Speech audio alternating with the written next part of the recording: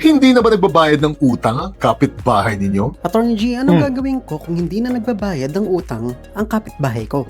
Pag-usapan po natin ngayon ang mga awayan sa pera na sako po ng katarungang pambarangay law. Kaya una, collection cases between natural persons. Tandaan po ninyo na ang sakop lang po ng katarungang pambarangay law sa mga awayan po sa pera ninyo ay kapag pareho po kayong natural na tao. Kaya kapag ang isa po sa inyo ay isang korporasyon o kaya naman po ahensya ng gobyerno, matik po na labas na kayo sa batas na ito. Halimbawa po, kapag ang nagpautang po sa inyo o kaya naman po ang landlord ninyo ay isang korporasyon po, dediretso na po sila sa piskalya at sa husgado kapag mangongolekta na po sila sa inyo. Ang pangalawa, collection cases between residents of the same community. Tandaan din po ninyo na ang sakop lang po ng katarungang pambarangay law sa mga awayan sa pera sa inyo ay kapag pareho po kayong nakatira sa iisang syudad lang o munisipyo. Kaya kapag magkaiba po ng syudad o munisipyo, ang lender sa borrower, landlord sa tenant, o kaya naman ang buyer sa seller,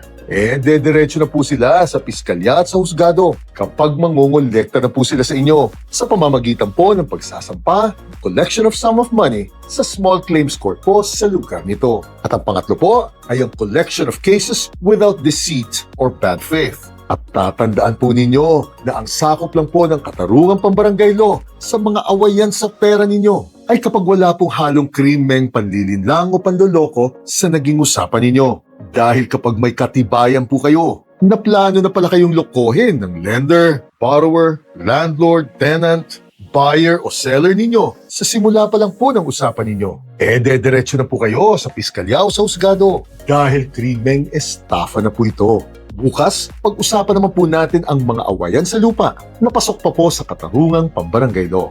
Giner,